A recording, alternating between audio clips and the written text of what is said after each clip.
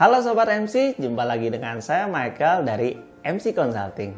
Saya akan membahas mengenai overview peraturan pelaksanaan Undang-Undang Cipta Kerja di bidang pajak pertambahan nilai atau yang biasa kita kenal sebagai PPN. Bagaimana ketentuannya? Yuk kita simak penjelasan berikut ini. Overview mengenai peraturan pelaksanaan Undang-Undang Cipta Kerja di bidang PPN. Jika kita lihat di sini, di mana peraturan pelaksanaan Undang-Undang Nomor 11 Tahun 2020 tentang Cipta Kerja.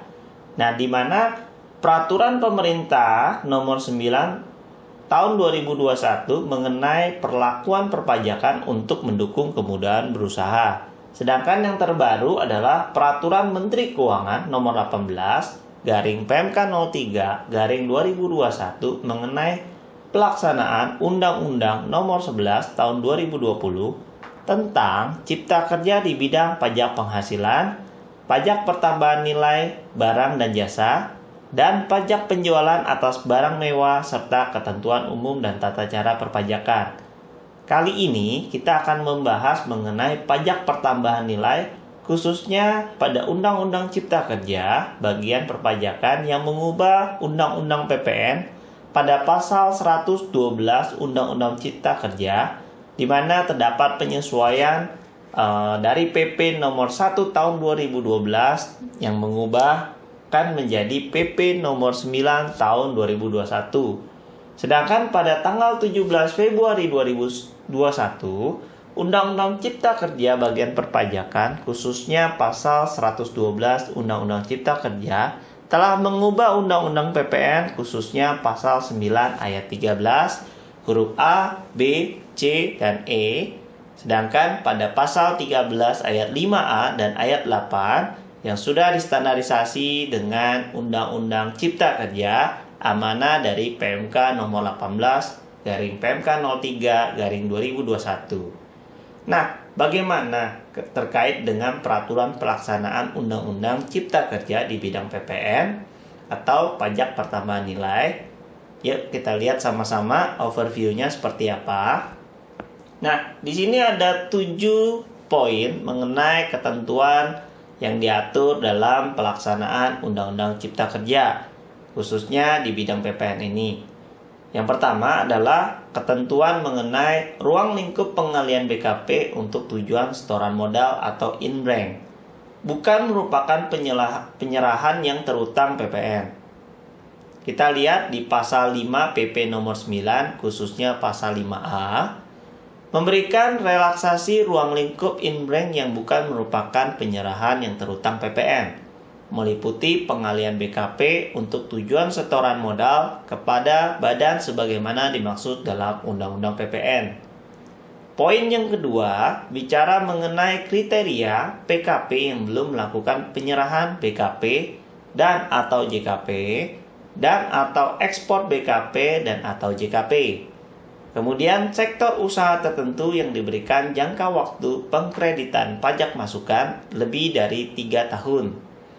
Dan tata cara pembayaran kembali pajak masukan yang sebagaimana sebelumnya diatur di pasal 5 PP nomor 9 terkait dengan pasal 16 sebagaimana yang dilihat di sini PMK nomor 18 yaitu pasal 54 sampai dengan 61 menghapus ketentuan pada pasal 16 PP nomor 1 tahun 2021. Kemudian, ketentuan mekanisme pengkreditan pajak masukan bagi PKP yang belum melakukan penyerahan BKP dan atau JKP dan atau ekspor BKP dan atau JKP diatur pada pasal 54 sampai dengan pasal 61 sebagaimana yang diatur di PMK nomor 18. Pada poin yang ketiga, tata cara pengkreditan pajak masukan atas perolehan atau impor atau pemanfaatan sebelum pengusaha dikukuhkan sebagai PKP. Diatur di mana PMK 18 pada pasal 65 sampai dengan pasal 66 di mana pajak masukan atas perolehan atau impor atau pemanfaatan sebelum pengusaha dikukuhkan sebagai PKP dapat dikreditkan oleh PKP sebesar 80% dari pajak keluaran yang seharusnya dipungut.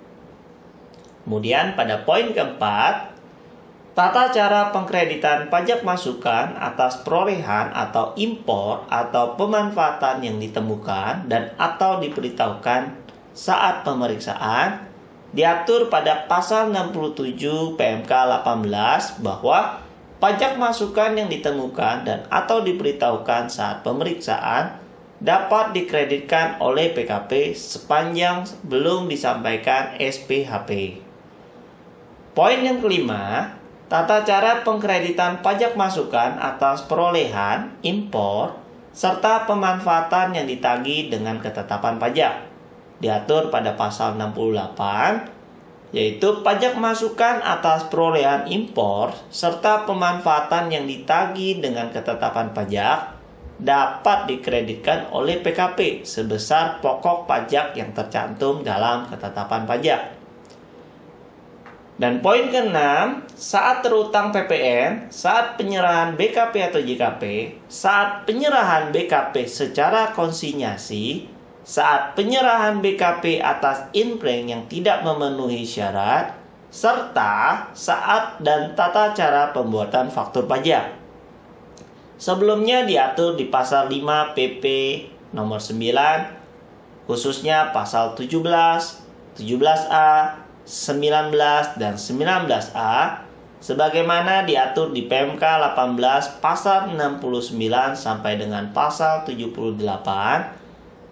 Kita bisa melihat di sini saat terutang PPN adalah saat penyerahan BKP atau JKP. Saat penyerahan BKP secara konsinyasi serta saat penyerahan BKP atas inprank yang tidak memenuhi syarat diatur dalam pasal 17 dan pasal 17A PP nomor 9. Dan yang kedua, saat dan tata cara pembuatan faktur pajak diatur pada pasal 19 dan pasal 19A PP nomor 9 serta pasal 69 sampai dengan 78 PMK nomor 18. Dan yang ketujuh, PKP pedagang eceran yang dapat membuat faktur pajak atas penyerahan BKP atau JKP secara eceran kepada pembeli dengan karakteristik konsumen akhir. Pada pasal 5 PP nomor 9 khususnya pasal 20 dan yang terbaru adalah PMK nomor 18 khususnya pasal 79 sampai dengan pasal 82 di mana PKP yang melakukan penyerahan kepada konsumen akhir termasuk yang dilakukan melalui PMSI merupakan PKP pedagang eceran.